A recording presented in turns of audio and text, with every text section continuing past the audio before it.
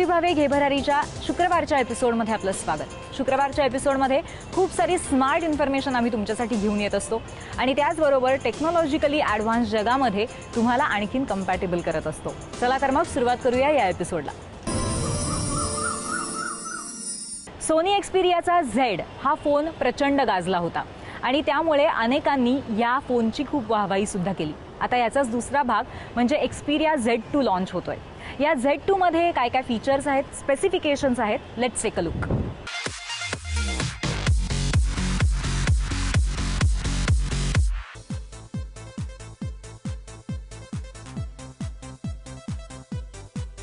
घे भरारीमध्ये आपण वेगवेगळे बजेट फोन्स बघतोय, गॅजेट्स बघतोय। त्याचप्रमाणे आज मी तुम्हाला एक फ्लॅगशिप कॅटेगरीतला फोन दाखवणार आहे, तो म्हणजे एक्सपिरियाचा Z2। एक्सपिरियाचा Z2 आता माझ्याकडे आहे। आपण याच्या डिझाईनपासून सुरुवात करूया। इथे याचा हेडफोनसाठी पोर्ट आहे।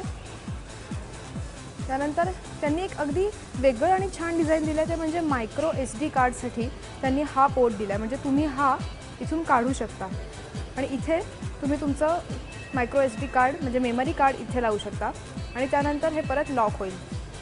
त्यानंतर इथे त्याचं आहे ते स्क्रीन लॉकचं बटन आहे आणि हे व्हॉल्यूम रॉकर्सचं बटन आहे आणि हे कॅमेरासाठीचं बटन आहे।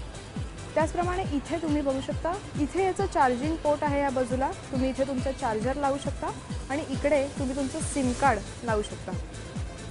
त्याचप्रमाणे हे नंतर लॉक होतं। तुम्ही एकदा तुमचं चार्जिंग झालं की हे या पद्धतीने तुम्ही लॉक करू शकता आणि ही काढण्याची पद्धतही अगदी सोपी आहे। याचा जो डिस्प्ले आहे हा 5 इंच डिस्प्ले आहे, फुल HD डिस्प्ले आहे हा।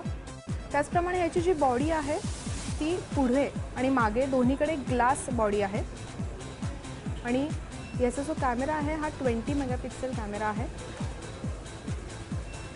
त्याचप्रमाणे हा मोबाईल वॉटर रेझिस्टंट आहे, त्यामुळे ह्या मोबाईलला साधारण थोडं पाणी पडलं तरी काही एवढा फरक पडणार नाही। यामध्ये जे स्पेसिफिकेशन्स आहेत ते आपण बघू। यामध्ये 3 GB रॅम आहे। त्याचप्रमाणे ह्याचा जो प्रोसेसर आहे हा सगळ्यात लेटेस्ट प्रोसेसर आहे, तो म्हणजे स्नॅपड्रॅगनचा क्वालकॉमचा 801 2.3 GHz क्वाड कोअर प्रोसेसर।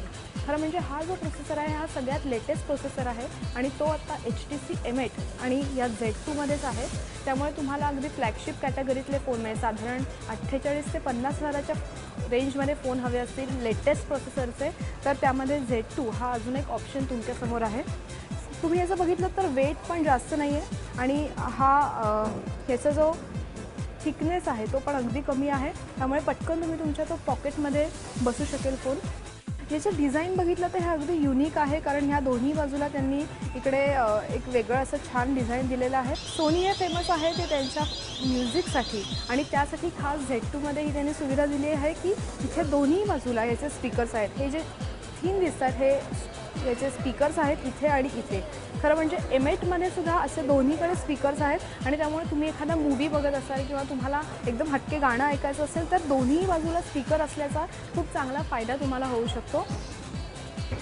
त्याचप्रमाणे ह्याच्यात सगळ्यात लेटेस्ट प्रोसेसरही आहे, रॅमही याचा चांगला आहे, त्यामुळे HTC M8 आणि एक्सपिरिया Z2 या दोन्हीचं कंपॅरिझन होऊ शकतं। तुम्हाला जर साधारण 45 ते 50 हजार रुपये बजेट असेल तर तुम्ही या दोन्हीचा विचार करू शकता। तुम्ही जवळच्या एखाद्या मोबाईल गॅलरीमध्ये जा आणि तुम्हाला जो फोन हँडल करायला सोपा वाटतोय, खरं म्हणजे तसं बघायला असेल तर दोन्ही फोनमध्ये हँडल करायला दोन्ही फोन चांगले आहेत। डिझाईन वाईज, लुक वाईज हा फोन अधिक चांगला वाटतो आणि सोनी म्हणल्यावर शेवटी दोन्हीमध्ये अँड्रॉइड व्हर्जनसुद्धा सेमच आहेत।